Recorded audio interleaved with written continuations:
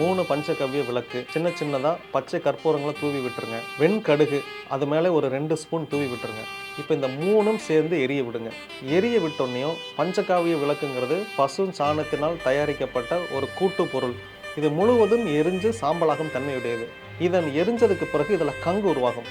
இந்த கங்கு இதில் கட்டி சாம்பிராணியை தூவி விட்டீங்க அப்படின்னா மிகப்பெரிய ஒரு நன்மை கட்டி சாம்பிராணிக்கு உண்டு. ஏன்னா கட்டி சாம்பிராணியில் தான் சேர்க்கப்படக்கூடிய இன்க்ரீடியன்ஸோட அளவு சரியாக இருக்கும், ரொம்ப குவாலிட்டியாக இருக்கும். நீங்கள் கம்ப்யூட்டர் சாம்பிராணி பொறுத்துறதை விட கட்டி சாம்பிராணி பயன்படுத்துகிறது தான் அதிக நன்மை.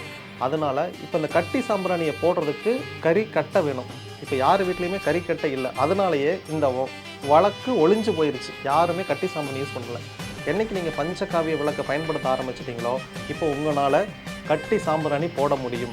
கட்டி சாம்பிராணி போட்டால் தான் நீங்கள் அது கோவில் வன்னி மரக்குச்சின்னு கடைகளில் கிடைக்கும். அந்த வன்னி மரக்குச்சிகளோட இந்த மரக்கறி இருக்கு இல்லையா, அந்த மரக்கறியும் வெள்ளை எருக்கம் வேர் இருக்கு இல்லையா, அந்த வெள்ளை எருக்கம் வேர் இந்த 3ஐயும் வச்சு ஒன்றா கட்டி நிலவு காலில் வெளியே இருந்து பார்க்கும்போது வலதுபுறம், உங்கள் வீட்டுக்கு வெளியே நின்று பார்க்கும்போது வலதுபுறம் நிலவு காலில் கட்டிடுங்க. இப்படி கட்டிட்டிங்கன்னா துஷ்ட சக்திகளும் எதுவுமே உங்கள் வீட்டுக்குள்ளே வராது. ரெண்டாவது, தீமையான சிந்தனையோட எந்த நபர்களும் உங்கள் வீட்டுக்குள்ளே வந்தாலும் அவங்க மூளையில் இருக்கிற அந்த பேட் வைப்ரேஷன் அப்படியே இந்த வன்னி மர குச்சிகள் இந்த 3 கூட்டு பொருள் உறிஞ்சிடுவாங்க. ஏன்னா அதில் சின்ன சின்ன முள் மாதிரி தன்மை இருக்கும். இந்த முட்களுக்கு என்ன ஒரு சக்தி அப்படின்னா, இந்த மாதிரி நெகட்டிவ் எனர்ஜியை தனக்குள்ளே உறிஞ்சு வச்சுக்கும். தெய்வீக ஆற்றலை தனக்குள்ளே இழுத்து, இந்த காஸ்மிக் எனர்ஜின்னு இந்த சயின்ஸில் சொல்கிறாங்க இல்லையா, இந்த காஸ்மிக் எனர்ஜி இழுத்து உங்கள் உடலுக்கு கொடுக்கக்கூடிய சக்தி சில மூலிகைகளுக்கு உண்டு. அதை நீங்கள் உள்ளே எடுத்துக்கும் போது நீங்கள் ஒரு கடவுள் இந்த அளவுக்கு ஒரு மனுஷனுக்கு இறங்கி அவனுக்கு கருணை காட்ட முடியும் அப்படின்னா இது ஆன்மீக பூமி அப்படிங்கிறதுக்கு இதை விட மிகச்சிறந்த அடையாளங்கள் எதுவுமே இல்லை. கடவுள் இந்த பிரபஞ்சத்தில் எப்போ இந்த பூமிக்கு வராருன்னு கண்டுபிடிச்சு என்னென்ன பொருட்களில் சக்தி இருக்குன்னு கண்டுபிடிச்சு இப்படி உருவாக்கப்பட்டது தான் நம்மளுடைய சித்தர்களுடைய பீடமே. அதனால் நீங்கள் தொடர்ந்து கடவுள் நம்பிக்கையாளராக இருந்தீங்கன்னா கூட போதும். இந்த பிரபஞ்சத்துக்கு அது மட்டும்தான் தேவை. கடவுள் நம்பிக்கை கண்டிப்பாக உங்களுக்கு இருக்கணும். இது இருக்கிறதுனால நீங்கள் தற்கொலைக்கு போக மாட்டீங்க. உங்களை காப்பாற்றக்கூடிய ஒரு சக்தி இருக்குதுன்னு தெரிஞ்சுட்டா நீங்கள் வாழ்க்கையை முடிச்சுக்க நினைக்கவே மாட்டீங்க. அப்போ உங்களுக்கு கண்டிப்பாக வாழணும், அதை வாழ்ந்து இதை வெற்றி பெறணுங்கிற எண்ணம் உங்களுக்கு தொடர்ந்து இருந்துக்கிட்டே இருக்கும். ஏதாவது ஒரு வகையில் கடவுளை நம்புகிறவங்களாக இருங்க. இறைநிலை உங்களை நிச்சயமாக காப்பாற்றும். அது எந்த மதங்களாக இருக்கலாம், எந்த கடவுளாகவும் இருக்கலாம், யார் வேணுமானாலும்.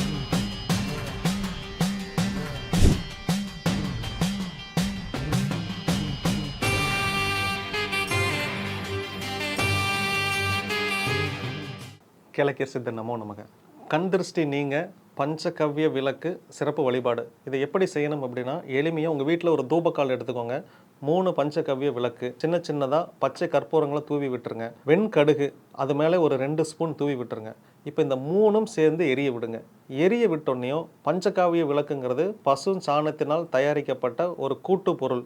இது முழுவதும் எரிஞ்சு சாம்பலாகும் தன்மையுடையது. இதன் எரிஞ்சதுக்கு பிறகு இதில் கங்கு உருவாகும். இந்த கங்கு இதில் கட்டி சாம்பிராணியை தூவி விட்டீங்க அப்படின்னா மிகப்பெரிய ஒரு நன்மை கட்டி சாம்பிராணிக்கு உண்டு. ஏன்னா கட்டி சாம்பிராணியில் தான் சேர்க்கப்படக்கூடிய இன்க்ரீடியன்ஸோட அளவு சரியாக இருக்கும், ரொம்ப குவாலிட்டியாக இருக்கும். நீங்கள் கம்ப்யூட்டர் சாம்பிராணி பொறுத்துறதை விட கட்டி சாம்பிராணி பயன்படுத்துகிறது தான் அதிக நன்மை. அதனால் இப்போ இந்த கட்டி சாம்பிராணியை போடுறதுக்கு கறி கட்டை வேணும். இப்போ யார் வீட்லேயுமே கறிக்கட்டை இல்லை. அதனாலேயே இந்த வழக்கு ஒளிஞ்சு போயிடுச்சு. யாருமே கட்டி சாம்பிராணி யூஸ் பண்ணல. என்றைக்கு நீங்கள் பஞ்சகாவிய விளக்கை பயன்படுத்த ஆரம்பிச்சிட்டிங்களோ இப்போ உங்களால் கட்டி சாம்பிராணி போட முடியும். கட்டி சாம்பிராணி போட்டால் தான் நீங்கள் அது கோவிலில் இருக்கிற அந்த நறுமணம் உங்களுக்கு கிடைக்கும். நீங்கள் கோவிலில் நீங்கள் பாருங்கள், அவங்க ஒரு கார சட்டி வச்சுருப்பாங்க. கண்டிப்பாக அந்த கார சட்டியில் இந்த விளக்கை எரிய விட்டு அவங்க இப்படி தான் தீபம் போடுவாங்க. நம்ம ஒரு கார சட்டி வாங்கலைனாலும் பரவாயில்லை, ஒரு தூபக்காலில் இதே மெத்தேடை செஞ்சு இதில் வெண்கடுகு கலந்துக்கோங்க. இன்னும் இதற்கு சிறப்பு செய்யணும், இன்னும் இதுக்கு சக்தி கொடுக்கணும் அப்படின்னா பட்டை, கிராம்பு, ஏலக்காய் இந்த 3ஐயும் இதே நெருப்புலையே போட்டு கொழுந்து விட்டு எரிய விடுங்க. இது எரியும் போது உங்கள் வீட்டில் எத்தனை அறைகள் இருக்கோ எல்லா அறைகளுக்கும் கொண்டு போய் காட்டிட்டு வாங்க. நெருப்பு எரியும் போது, ஏன்னா பச்சை கற்பூரம் வச்சுருக்கோம், அப்போ கொழுந்து விட்டு எரியும். இதை எரிஞ்சு இப்போ எல்லாமே சாம்பலாயிரும். இந்த சாம்பலில் மறுபடியும் இப்போ கட்டி சாம்பிராணியை தூவி விட்டு இந்த சாம்பிராணி புகையை வீடு முழுக்க காட்டிட்டு வாங்க. என்ன நடக்கும் அப்படின்னா, வீட்டில் உள்ள துஷ்ட சக்திகள் அனைத்தும் இந்த வீட்டை விட்டு வெளியே போயிடும். இப்போ வெளியே போனவங்க மீண்டும் வீட்டுக்குள்ளே உள்ளே வரக்கூடாது. இதற்கு என்ன பண்ணணும் அப்படின்னா, வன்னி மரக்குச்சின்னு கடைகளில் கிடைக்கும். அந்த வன்னி மரக்குச்சிகளோட இந்த மரக்கறி இருக்கு இல்லையா, அந்த மரக்கரியும் வெள்ளை எருக்கம் வேர் இருக்கு இல்லையா, அந்த வெள்ளை எருக்கம் வேர், இந்த மூணையும் வச்சு ஒன்றா கட்டி நிலவு காலில் வெளியே இருந்து பார்க்கும்போது வலதுபுறம், உங்கள் வீட்டுக்கு வெளியே நின்று பார்க்கும்போது வலதுபுறம் நிலவு காலில் கட்டிடுங்க.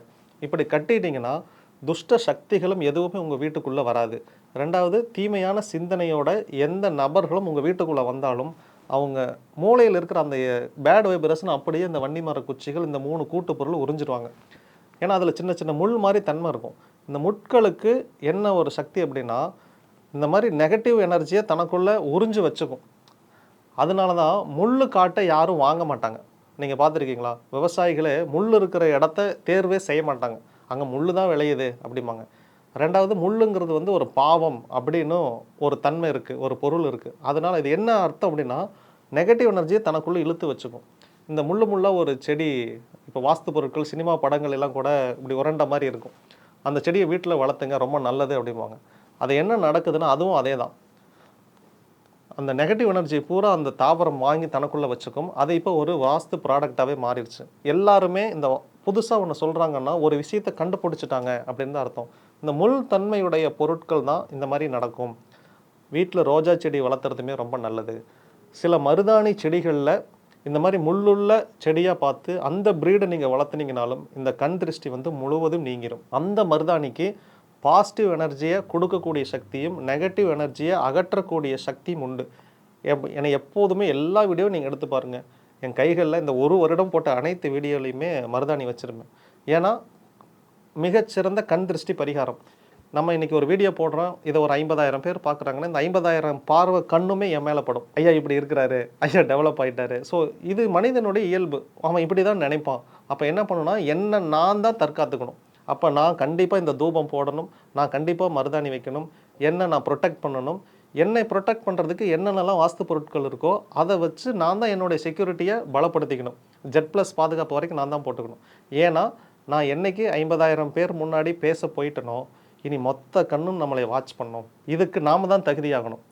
இதை டெய்லியும் இப்போ நாம் ஆசீர்வாதம் பண்ணுறதே குறைஞ்சது ஒரு நாளைக்கு 100 பேருக்கு பக்கமாக ஆசீர்வாதம் பண்ணுறோம். அப்படின்னா நம்மக்கிட்ட எவ்வளோ சக்தி இருக்கணும்னு பாருங்கள். நம்ம தொடர்ந்து இதே சக்தி நிலையில் இருக்கணும் அப்படின்னா, நான் சக்தி எனக்கு கொடுத்துக்கிட்டே இருக்கணும். அதற்கு எந்த மூலிகைகள் இருக்கோ அந்த மூலிகைகளை தான் நாம் தொடர்ந்து உள்ளே எடுத்துக்கணும். மூலிகைகள் தான் உங்களை சக்தி மிக்கவர்களாகவே மாற்றும். சில பொருட்களுக்கு இயற்கையாகவே இந்த தன்மைகள் இருக்குது. தெய்வீக ஆற்றலை தனக்குள்ளே இழுத்து, இந்த காஸ்மிக் எனர்ஜின்னு இந்த சயின்ஸில் சொல்கிறாங்க இல்லையா, இந்த காஸ்மிக் எனர்ஜி இழுத்து உங்கள் உடலுக்கு கொடுக்கக்கூடிய சக்தி சில மூலிகைகளுக்கு உண்டு. அதை நீங்கள் உள்ளே எடுத்துக்கும் போது நீங்கள் சக்தி மிக்கவர்களாக மாறுவீங்க. இப்போது நான் நிறைய பேருக்கு சொல்லியிருக்கேன், நீங்கள் போங்க உங்களுக்கு குழந்தை பிறக்கும்னு சொல்லியிருக்கேன். கோவிலுக்கு வந்து குழந்தையோடு நின்று நன்றி சொன்னவங்க உண்டு. உங்களுக்கு வேலை கிடைக்கும். ஒரு பொண்ணு வந்தாங்க, அவங்களுக்கு வேலை செஞ்ச கம்பெனி க்ளோஸ் பண்ணிட்டாங்க, ரிலீவிங் லெட்டர் கொடுக்கல, இன்னொரு கம்பெனியில் செலக்ட் ஆகிட்டாங்க. அந்த கம்பெனி ரூல்ஸ் என்ன அப்படின்னா, நீங்கள் ரிலீவிங் லெட்டர் கொண்டு வந்தால் நான் உங்களை சேர்த்திக்கிறேன் அப்படின்ட்டாங்க. ஆனால் சார் அந்த கம்பெனியே இல்லை, அந்த கம்பெனி மூடிட்டாங்க, இப்போ நான் யார்கிட்ட போய் ரிலீவிங் லெட்டர் கேட்குறது அப்படின்னு சொல்லி எங்கிட்ட வந்து அழுதாங்க. நீங்கள் கவலைப்படாதீங்க, அவங்கள தேட முடிஞ்சால் தேடுங்க. இல்லையா, நீங்கள் சொல்கிற காரணம் எனக்கே புரியுது, நானே ஏற்றுக்கிறேன். அந்த கம்பெனியே இல்லைங்கிறப்ப நம்ம எப்படி ரிலீவிங் லெட்டர் வாங்க முடியும்? நான் சொல்கிறேன், நீங்கள் போய் இதை உங்கள் ஹெச்ஆர்கிட்ட சொல்லுங்கள், அவங்க அக்செப்ட் பண்ணிக்குவாங்க. அவங்கள அப்படியே மெயில் போட சொல்லுங்கள், மெயில் போட்டாங்கன்னா உங்களுக்கு வேலை கிடைக்கும் அப்படின்னு நான் சொல்லி அனுப்புகிறேன். அடுத்த வாரம் வராங்க, சார் எங்களை வேலைக்கு சேர்த்துட்டாங்க, அந்த லெட்டருமே கிடச்சிருச்சு, நீங்கள் சொன்ன காரணத்தை அவங்க மெயில் பண்ணாங்க, அவங்க அதிலேயே அக்செப்ட் பண்ணிட்டாங்க, இப்போ லெட்டருமே ரிலீவிங் லெட்டர் வாங்கிட்டோம் அப்படின்னாங்க. இப்போ நான் சொன்னேன், அதனால் அது நடக்குது. இதனாலேயே கோயிலுக்கு வர அத்தனை பேரும் கேட்குறாங்க, ஐயா எங்கே இருக்காரு, ஐயாவை பார்க்கணும், ஐயாட்ட ஒரு 5 நிமிஷம் பேசணும். இது என்னென்னா, இப்போ தான் இந்த பிரபஞ்சத்திலிருந்து நீங்கள் சக்திகளை இழுக்கிறீங்க. இதற்கு இதுதான் காரணம். நமக்கு வாக்குப்பளித்தம் கொடுக்குது, நம்ம ஒருத்தங்களை ஆசீர்வாதம் பண்ணுறங்களோ அது நடக்குது, நீங்கள் போங்க இதெல்லாம் நடக்கும். ஒருத்தர் வீடை விற்றுருவேன் அப்படின்னு சொன்னார். வீடை வந்து ஜப்தி பண்ணிக்கிட்டு இருக்கிறாங்க. இந்த வீட்டில் வந்து டெய்லி ஒரு 50 குருவிகள் வந்து சாப்பிட்டுட்டு போயிட்டுருக்கு. இந்த வீடு விற்றுட்டா அவர் கஷ்டப்படுறதை காட்டிலும் அந்த வீட்டுக்கு வாங்குறவங்க அந்த 50 குருவிகளுக்கும் சாப்பாடு போடுவாங்களான்னு கேட்டால் கேள்விக்குறி தான். நான் என்னையை விட அந்த குருவிகளை நினச்சி ரொம்ப பாதிக்கிறேன், ரொம்ப கஷ்டப்படுறேன் அப்படின்னு அவர் சொன்னார். அந்த காரணம் எனக்கு ஏற்புடையதாக இருந்துச்சு. நான் சொன்னேன், பேங்க் இன்னும் ஒரு 12 நாளில் ஜப்தி பண்ணிடுவாங்க, வீட்டில் வந்து நோட்டீஸ் ஒட்டிட்டு போயிட்டாங்க அப்படின்னு சொல்கிறார். நான் சொல்கிறேன், இந்த நிலைமை மாறும் அப்படின்னு. 3 மாதம் கழிச்சு ஆனால் அந்த நிலைமை மாறுச்சு. 12 நாளில் ஜப்தி பண்ணுறோன்னு சொல்கிறவங்க ஜப்தி பண்ணலை. ஆனால் 3 மாதம் கழிச்சு இவங்க அந்த வீட்டையே மீட்டுட்டாங்க. இப்போ நீங்கள் நினச்சி பாருங்கள், ஒரு கடவுள் இந்த அளவுக்கு ஒரு மனுஷனுக்கு இறங்கி அவனுக்கு கருணை காட்ட முடியும் அப்படின்னா, இது ஆன்மீக பூமி அப்படிங்கிறதுக்கு இதை விட மிகச்சிறந்த அடையாளங்கள் எதுவுமே இல்லை. இந்த சென்னையில் இருந்த மக்கள் தான். இங்கே சென்னையிலிருந்து தேடி வந்திருக்காங்கன்னா அதனுடைய சிறப்பை நீங்கள் நினச்சி பாருங்கள். கடவுள் இந்த பிரபஞ்சத்தில் எப்போ இந்த பூமிக்கு வராருன்னு கண்டுபிடிச்சி, என்னென்ன பொருட்களில் சக்தி இருக்குன்னு கண்டுபிடிச்சி, இப்படி உருவாக்கப்பட்டது தான் நம்மளுடைய சித்தருடைய பீடமே. அதனால் நீங்கள் தொடர்ந்து கடவுள் நம்பிக்கையாளராக இருந்தீங்கன்னா கூட போதும். இந்த பிரபஞ்சத்துக்கு அது மட்டும்தான் தேவை. கடவுள் நம்பிக்கை கண்டிப்பாக உங்களுக்கு இருக்கணும். இது இருக்கிறதுனால நீங்கள் தற்கொலைக்கு போக மாட்டீங்க. உங்களை காப்பாற்றக்கூடிய ஒரு சக்தி இருக்குதுன்னு தெரிஞ்சுட்டா நீங்கள் வாழ்க்கையை முடிச்சுக்க நினைக்கவே மாட்டீங்க. அப்போ உங்களுக்கு கண்டிப்பாக வாழணும், அதை வாழ்ந்து இதை வெற்றி பெறணுங்கிற எண்ணம் உங்களுக்கு தொடர்ந்து இருந்துக்கிட்டே இருக்கும். ஏதாவது ஒரு வகையில் கடவுளை நம்புகிறவங்களாக இருங்க. இறைநிலை உங்களை நிச்சயமாக காப்பாற்றும். அது எந்த மதங்களாக இருக்கலாம், எந்த கடவுளாகவும் இருக்கலாம், யார் வேண்டுமானாலும் இருக்கலாம். ஆனால் நிச்சயமாக ஒவ்வொரு மனுஷனுக்குள்ளேயும் கடவுள் நம்பிக்கை அப்படிங்கிறது 100% இருக்கணும். அப்படி இருந்தீங்கன்னா இந்த உலகத்தையே நீங்கள் ஜெயிக்கணும்னு நினச்சாலும் அது உங்களால் முடியும். கேளக்கியர் சித்தர் நமோ நமக.